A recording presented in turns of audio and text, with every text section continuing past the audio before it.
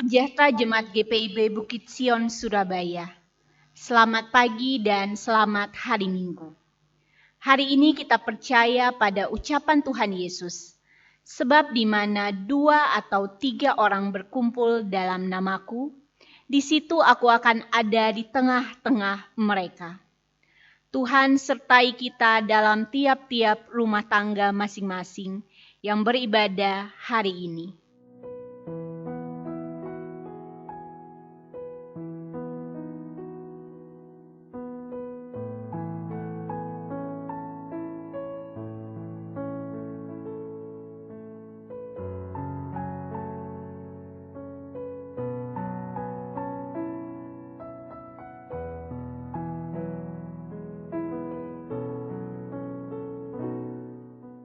Pemberita firman dalam ibadah hari ini adalah Pendeta Yance Wairisal. Mari bernyanyi dan memuji Tuhan dari Kidung Jemaat nomor 18, bait pertama dan baitnya yang kedua.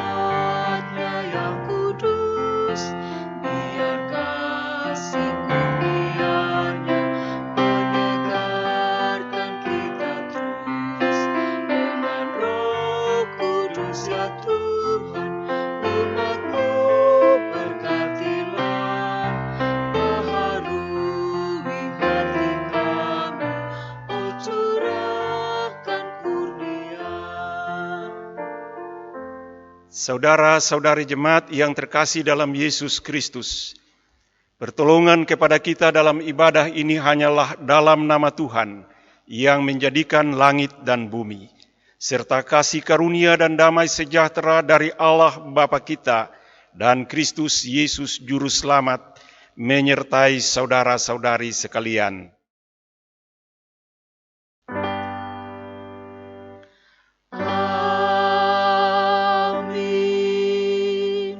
Pada hari ini kita beribadah di dalam terang tema Yohanes pasal 15 ayat yang ke-12 yang begini bunyinya. Inilah perintahku, yaitu supaya kamu saling mengasihi seperti aku telah mengasihi kamu.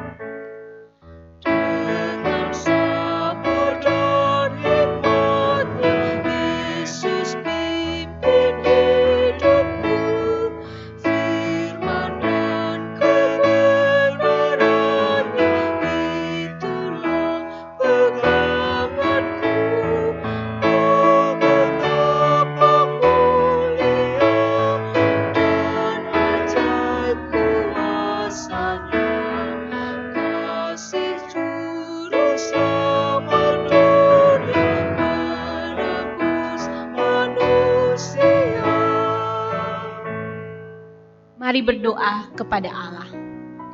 Ya Bapa yang Maha Kuasa, sebagai bagian dari umat-Mu yang bersekutu dalam ibadah ini, kami mau mengaku setiap dosa dan kesalahan melalui tutur kata, pikiran, hati, dan perbuatan kami. Ampunilah kami dan berikanlah rahmat-Mu kepada kami, ya Tuhan. Berikanlah kami damai sejahtera, serta baharuilah hidup kami oleh Roh Kudus-Mu. Ya Bapa, kami bersyukur untuk kasih setia-Mu bagi kami, walau kami sering tidak setia dan menggerutu padamu. Terima kasih untuk setiap pengampunan-Mu bagi hidup kami. Ajarlah kami untuk senantiasa belajar dari teladan kasih-Mu dan melakukan firman dan hidup menurut kehendak-Mu, agar kami layak menjadi alat kesaksian-Mu dalam sepanjang hidup kami. Biarlah melalui kami orang memuji, memuliakan, dan mengenal ajaran-Mu. Dalam nama Tuhan Yesus, pemilik hidup kami berdoa. Amin.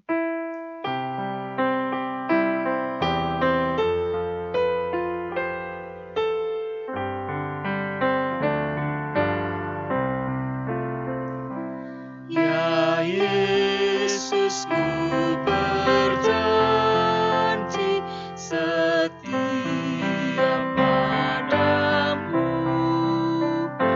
Ku minta kau selalu dekat, ya Tuhanku, di kancah pergumulan.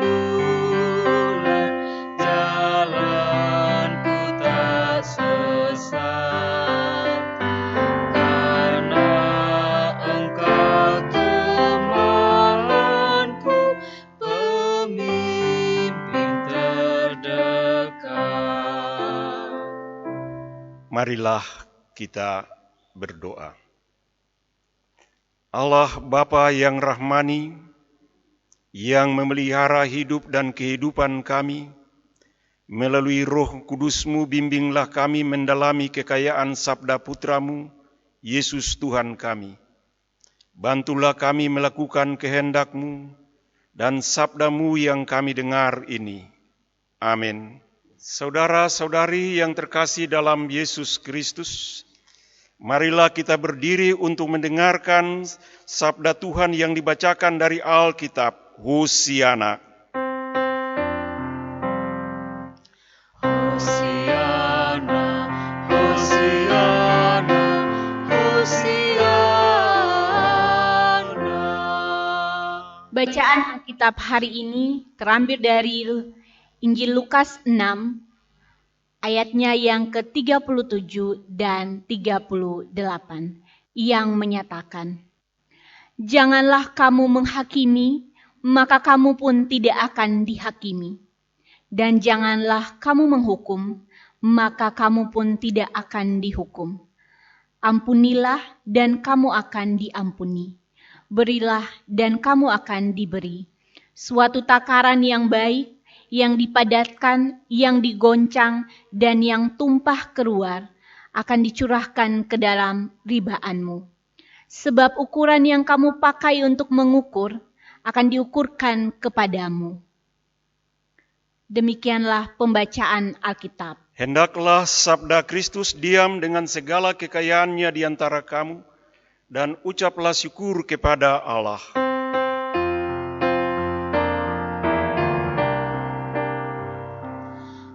Kepadamu puji-pujian, ada syukur dan segala kemuliaan, ya Bapa, Putra, Roh Kudus, sampai kekal abadi. Saudara-saudari jemaat yang tinggal di rumah, para simpatisan yang mengikuti siaran ibadah saat ini, terimalah salam hangat kami. Shalom. Sebelum memulai pemberitaan ini, saya mau menyampaikan bagi kita semua, karena persoalan pandemi COVID-19 yang melanda hampir seluruh permukaan bumi ini, maka kita ada di dalam tempat yang serba terpisah. Penyakit ini membuat keadaan sesama manusia satu terhadap yang lain serba terpisah. Semuanya ini dibuat supaya kita tetap dalam keadaan yang sehat. Kita atur jarak yang memisahkan kita satu dengan yang lain di tempat di mana saja kita berada bersama-sama dengan orang lain. Hal yang menyangkut saling mengunjungi ditiadakan. Misalnya kita tinggal dalam satu RT, dalam satu klaster, tetapi jarak aman tetap kita atur di dalam kehidupan pergaulan kita. Bahkan lebih tragis lagi, ibu bapa yang terkasih adalah menyangkut urusan keluarga dekat saja. Kalau ada yang berduka, ada yang sakit, maka ruang gerak kita untuk mengunjunginya, melihatnya, menopangnya dari dekat, sungguh-sungguhlah terbatas. Anjuran yang diberikan kepada kita adalah beristirahat di dalam rumah masing-masing. Anjuran ini kita terima dari dalam kehidupan kita bergereja melalui pemerintah yang juga ditopang oleh sinode kita. Saya percaya Bapak Ibu yang terkasih bahwa kita berada di dalam rumah kita masing-masing untuk menjaga dan memelihara kondisi fisik kita. Maka tidak heran kita mendengar anjuran yang diberikan adalah jagalah stamina tubuh agar penyakit ini tidaklah membuat kita jatuh sakit. Dianjurkan untuk kita menjaga imun kita. Yang lemah tetap berupaya untuk menaikkan imun di dalam tubuhnya. Makan, minum yang teratur, istirahat yang baik, dipercaya bahwa kondisi fisik akan jadi lebih baik. Dan oleh karena itu, penyakit pun juga akan hilang. Tetapi pada hari ini, saudara-saudari jemaat yang terkasih dalam Yesus Kristus, kita mendengarkan firman Tuhan yang dibacakan tadi dari dalam Injil Lukas pasal 6 ayat 37 dan 38. Bukan untuk menaikkan imun kita, bukan untuk memelihara imun kita, tetapi bacaan ini sengaja diberikan untuk menaikkan, untuk memelihara iman kita, dan untuk menjaga stabilitas kehidupan iman rohani kita.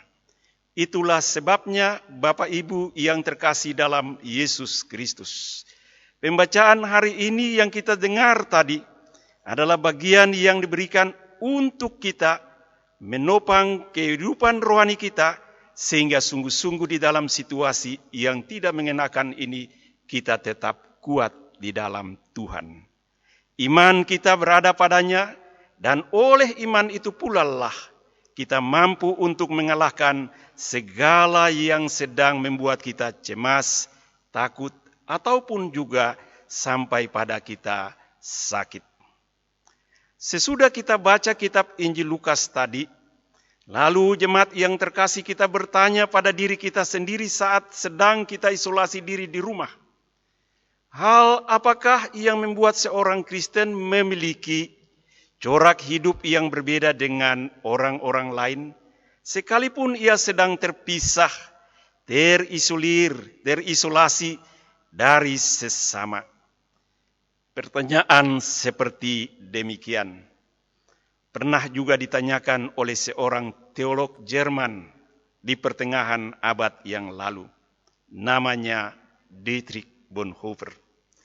Dikala ia sedang berada dalam ruang tahanan yang terisolir dari jemaat, dalam masa Perang Dunia Kedua di Jerman, Dietrich mengajukan pertanyaan demikian, yang membedakan orang-orang Kristen berbeda dengan orang-orang lain ialah gaya hidupnya. Gaya hidup seorang Kristen adalah seperti gaya hidup yang dikhotbahkan Yesus di bukit. Gaya hidup seorang murid Gaya hidup yang di dalamnya ada penyangkalan diri, kepolosan, ketulusan, kelemah lembutan. Gaya hidup seorang murid adalah tidak menghakimi siapapun yang bergaul dengan Anda, ataupun lawan yang tidak patut dikasihi, seperti bagi lawan-lawan agama, lawan politik, atau lawan yang melawan diri Anda sendiri. Itulah kasih yang terwujud pada salib Kristus. Gaya hidup seorang Kristen bukanlah pasrah pada nasib. Gaya hidup seorang Kristen bukanlah ikut arus kehendak sesama yang sesat. Ikut dia agar selamat. Supaya selamat lebih baik berdiam diri dan membiarkan orang lain yang jahat lakukan kesalahan. Saudara-saudara, kata-kata Yesus, jangan menghakimi maka kamu pun tidak akan dihakimi. Yang ada dari ucapan Yesus yang terpatri dalam jiwa orang Kristen adalah pengampunan. Sebaliknya, yang berhak menghakimi hanyalah Bapa Surgawi. Sebab tertulis di dalam Injil Yohanes pasal 3 ayat yang ke-17, firman Tuhan berkata, sebab Allah mengutus anaknya ke dalam dunia bukan untuk menghakimi dunia ini, melainkan untuk menyelamatkan dunia ini oleh Dia. Jangan menghakimi, maka Anda pun tidak akan dihakimi. Kewajiban seorang Kristen adalah mengampuni siapapun dia. Ketika Anda mengampuni, maka Anda telah menunjukkan kasih di dalam gaya hidup Anda. Gaya hidup seorang Kristen adalah kasih yang terwujud pada kasih Allah di atas kayu salib. Kita bertanya, dalam masa raya Minggu Sengsara ini, apakah Kristus yang tersalib di atas bukit Golgota itu adalah wujud kekalahan dirinya? Jawabnya tidak. Yesus mengajarkan kita, jangan kalah terhadap kejahatan, tetapi kalahkanlah kejahatan dengan kebaikan. Sesungguhnya, Kristus yang tersalib di atas palang kayu itu menunjukkan gaya hidup yang berasal dari sikap Allah yang menjadi manusia. Allah yang menjadi manusia untuk mengubah manusia. Allah yang menjadi sesama dengan manusia, berada bersama mewakili manusia untuk mengalahkan ketidakberdayaan manusia atas kejahatan. Mengajarkan kita bahwa jangan kita menghakimi. Kepada kita yang memahami kasih Kristus, Kristus sendiri mengatakan, kasihilah musuhmu. Jika seterumu lapar, berilah dia makan. Jika seterumu haus, berilah dia minum. Musuh adalah orang yang patut dihakimi. Namun gaya hidup seorang Kristen yang berpaut pada khotbah Yesus di bukit adalah jangan menghakimi. Ketika seorang Kristen belajar untuk tidak melakukan penghakiman terhadap sesama, maka gaya hidup itu adalah gaya hidup kasih. Kasih itu tidak pasif. Kasih Kristus adalah aktif dan bersifat perintah. Kasih itu adalah kasih yang aktif dan imperatif. Kasih yang disertai dengan perintah untuk membuat sesama menikmati sukacita ilahi. Kasih yang hidup, yang membuat sesama yang bersalah bukan dijadikan tertuduh oleh kesalahannya, melainkan kasih yang membuat sesama yang bersalah menikmati kebebasan dan keselamatan. Karena itulah saudara-saudari jemaat yang terkasih, Kristus memberi perintah, ampunilah dan kamu akan diampuni. Gaya hidup seorang Kristen adalah menghapus kesalahan sesama, bahkan menghapus kesalahan musuh sekalipun. Kita mengampuni kesalahan sesama yang membenci kita, yang memfitnah kita. Kita mengampuni karena Bapa yang murah hati telah lebih dahulu mengampuni kita di dalam Kristus yang tersalib di Golgota. Saudara-saudari jemaat yang terkasih, berilah pengampunan kepada siapapun yang membuat Anda hidup dalam duka cita batin, yang mungkin membencimu, yang memfitnahmu, yang mengutukmu, ataupun yang merampas harta benda milikmu. Kalau Anda memberi pengampunan kepada orang lain, maka Anda mendapat berlimpah-limpah berkat Allah, yaitu pengampunan yang mengantar pada keselamatan dalam hidup yang kekal. Hari ini, jemaat yang terkasih di dalam Yesus Kristus, Lukas menyaksikan gaya hidup orang Kristen adalah gaya hidup yang mengikuti jejak Kristus.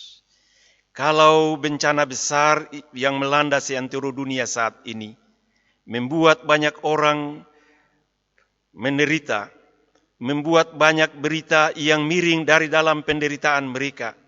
Misalnya kita mendengar berita yang mengungkapkan bahwa COVID-19 adalah sebuah bencana yang Tuhan nyatakan bagi kita sebagai sebuah kutukan. Apakah pertanyaan itu benar? Maka kita memberi jawab, tentunya tidak benar. Sesungguhnya Tuhan saat ini berdiri sebagai penyelamat yang menyelamatkan begitu banyak jiwa manusia. Ia ada di antara mereka yang terbaring sakit. Bapa yang murah hati melawat melalui dokter, perawat, apoteker, relawan, dermawan, yang menolong sesama yang tak berdaya. Bapa yang berkuasa di dalam kehidupan yang penuh dengan sukacita, menopang pemerintah kita sehingga mereka mampu untuk mengatur dan menjalankan segala kebijakan-kebijakan yang baik agar kita selamat dari wabah yang menakutkan dan mematikan ini. Ketika kita mendengar COVID-19, penyakit yang sungguh-sungguh mengerikan ini membuat banyak aspek hidup manusia runtuh dalam sekejap. Banyak pekerja serabutan yang sulit mencari nafkah. Roda ekonomi yang berjalan rapuh. Hilangnya persediaan obat di apotek dan toko-toko obat bagi mereka yang sangat butuh obat. Hilangnya sebagian kebutuhan pokok sehari-hari di pasar, ini menunjukkan bahwa cinta kasih dan kejujuran sedang hilang dalam masa ini, dalam kehidupan sebagian manusia. Tetapi kasih Allah yang besar tidaklah berhenti, melainkan Ia menunjukkan semuanya dengan kebaikan untuk menyertai dan memelihara kita. Semua ini menandakan bahwa antisipasi sebagian orang akan keselamatan jiwanya memang begitu sangat penting. Namun di balik semua itu, kita tahu dan percaya bahwa Allah tidak menghakimi kita. Ia mengasihi kita. Mengapa kita harus takut atas kenyataan yang terjadi saat ini? Mengapa manusia lebih mencintai diri sendiri? Dan manusia di dalam bencana ini menghubungkan sengsara dan derita karena bencana ini dengan mengatakan, Tuhan membinasakan kita. Sesungguhnya dalam minggu Prapaskah yang terakhir ini, Allah menyatakan kasih-Nya yang penuh kemurahan dalam Kristus. Hikmat-Nya membuat untuk kita tidak saling menyalahkan. Kita tidak saling menghakimi, melainkan kita diajar untuk memuliakan Dia sebagai Bapa yang murah hati, yang terus memelihara kita tanpa ada penghakiman di saat ini. Tuhan beserta kita. Amin.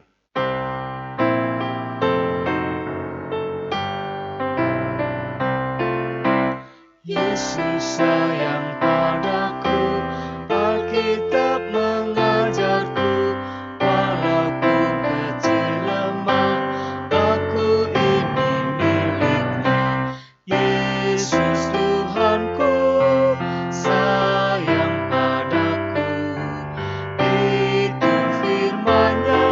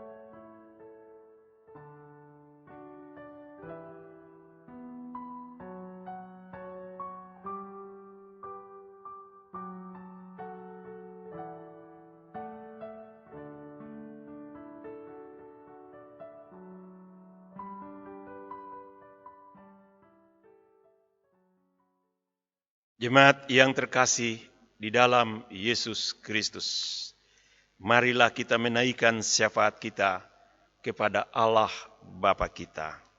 Kita berdoa. Ya Bapa dalam Yesus Kristus, Tuhan dan perantara kami yang hidup, segala puji syukur kami naikkan kehadirat-Mu yang kudus di hari ini. Karena oleh perkenan-Mu seminggu yang lampau telah Dikau sertai kami. Ketika kami berada dalam bulan yang keempat, dalam minggu yang pertama di dalam bulan ini, terimalah pula ungkapan syukur kami. Kami yakin pada hari-hari yang akan kami lalui, Dikau akan membimbing kami dengan penuh cinta kasih, penuh rahmat. Senantiasa Engkau membuka pintu-pintu rahmat-Mu untuk kami menikmati berkat rohani dan jasmani yang berasal daripadamu. Kami bersyukur karena Dikau yang menyertai kami umat-Mu, bahkan segenap makhluk di muka bumi ini. Engkau memelihara kami, dan kami bermohon kepadamu, jauhkanlah kami dari segala sakit penyakit, terutama dalam keadaan yang sedang kami umat manusia menghadapinya dengan penuh kecemasan dan ketakutan, karena mewabahnya virus COVID-19. Kami mohon agar Dikau sertai dan pemimpin kami yang sedang bergumul dengan sakit penyakit ini. Berkatilah dokter, perawat, apoteker, seluruh manajemen rumah sakit di mana orang per orang dirujuk untuk mendapatkan pertolongan yang kami percaya di situ pun Tuhan Engkau ada. Tuntunlah setiap warga negara agar tetap patuh pada pemerintah, karena kami tahu bahwa pemerintah adalah kepanjangan tangan kuasa kasih-Mu di bumi. Allah yang tidak pernah meninggalkan akan kami berdoa untuk pemerintah bangsa dan negara kami. Sertailah para pemimpin-pemimpin kami, presiden dan wakil presiden, dan seluruh jajaran di bawahnya yang bekerja siang dan malam, demi mensejahterakan dan memberikan damai sejahtera kepada kami sebagai warga negara-Mu. Ya Tuhan, kami berdoa untuk gereja-Mu, kiranya Dikau senantiasa mengendalikan dan memimpin kami umat-Mu. Ajarlah kami untuk tunduk kepada putra-Mu, Tuhan dan kepala gereja kami. Di dalam rumah tangga kami masing-masing, sebagai warga jemaat GPB Bukit Sion, kami mengaku, ya Tuhan, bahwa Dikau adalah kepala di dalam rumah tangga kami. Sebagai gembala Engkau membimbing dan menuntun kami di dalam rumah tangga kami masing-masing, ya Yesus. Peliharalah kami, kuatkanlah kami yang lemah, terutama kami yang sakit, kami yang cemas, kami yang sedih, dan kami yang berduka. Allah yang penuh cinta kasih, berkatilah kami. Semoga pintu rahmat-Mu Dikau buka dan alirkan segala yang baik bagi kami dikala kami bekerja, dikala kami mencari pekerjaan. Jaga dan peliharalah kami di rumah lepas rumah dengan naungan tangan kuasa kasih-Mu yang kuat itu, ya Tuhan. Keluarga lepas keluarga, semoga Dikau, ya Yesus, yang menjadi kepala atas setiap rumah tangga, akan menjadi penolong yang baik untuk mereka di dalam masa pemeliharaan jiwa-jiwa yang ada di dalam tiap-tiap rumah masing-masing. Buatlah agar kami saling menghormati, mencintai dan mengasihi satu dengan yang lain dalam masa kami beristirahat di rumah kami masing-masing. Ajar kami untuk tidak menghakimi sesama kami, ya Tuhan. Tolong kami untuk saling menopang dalam sikap kasih yang baik. Semoga tutur kata, sikap dan perbuatan kami membawa sukacita yang besar bagi banyak orang. Semoga kasih-Mu yang besar dalam bimbingan Roh yang Kudus akan membuat jiwa kami betah dan penuh sukacita selama kami mengurung diri dalam rumah kami masing-masing. Ya Tuhan, dalam pengasihan-Mu, dengarkanlah doa kami. Sempurnakanlah doa kami ini yang kami panjatkan di dalam nama Yesus Kristus Tuhan kami yang mengajar kami berdoa. Bapa kami yang di sorga, dikuduskanlah nama-Mu, Datanglah kerajaan-Mu, jadilah kehendak-Mu di bumi seperti di surga. Berikanlah kami pada hari ini makanan kami yang secukupnya, dan ampunilah kami akan kesalahan kami, seperti kami juga mengampuni orang yang bersalah kepada kami. Dan janganlah membawa kami ke dalam pencobaan, tetapi lepaskanlah kami daripada yang jahat. Karena Engkaulah yang empunya kerajaan dan kuasa dan kemuliaan sampai selama-lamanya. Amin. Marilah kita mengucap syukur kepada Tuhan dengan memberi persembahan kepadanya. Dengarlah nas Alkitab yang terambil dalam 1 Tesalonika 5 ayatnya yang ke-18 yang menyatakan, mengucap syukurlah dalam segala hal, sebab itulah yang dikehendaki Allah di dalam Kristus Yesus bagi kamu. Tuhan memberkati saudara dan persembahan saudara.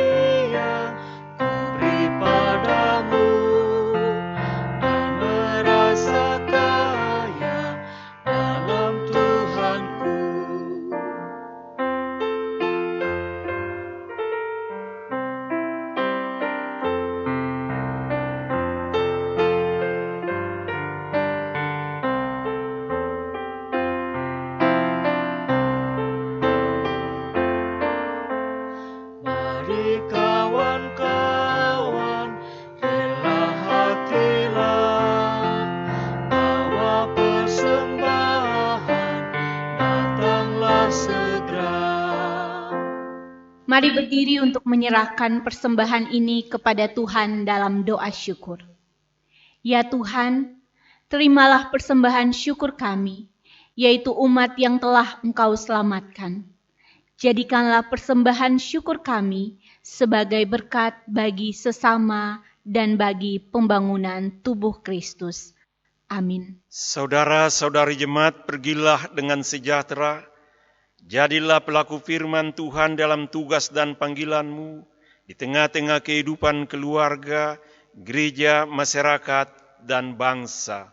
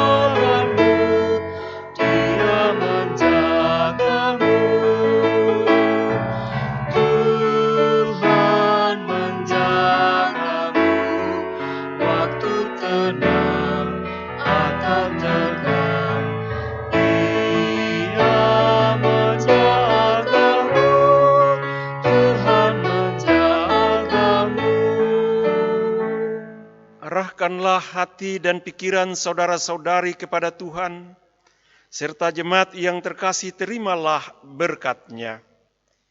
Kasih karunia dari Allah Bapa Damai sejahtera dari Tuhan Yesus Kristus dan persekutuan dengan Roh Kudus menyertai kamu sekalian. Amin. Jemaat Bukit Sion yang terkasih dalam Tuhan Yesus, untuk sementara kita tinggal serba terpisah satu dengan yang lain. Tapi ingatlah bahwa kasih Kristus tidak pernah terpisah dari kita. Ia ada di dalam rumah kita masing-masing. Peliharalah tubuh jasmani dengan baik. Jagalah imun tubuh supaya kita tetap kuat. Peliharalah kehidupan rohani yang baik dengan iman yang adalah imun rohani kita yang baik. Supaya hari ini sampai selama-lamanya kita tetap ada untuk memuliakan nama Tuhan Allah kita. Amin.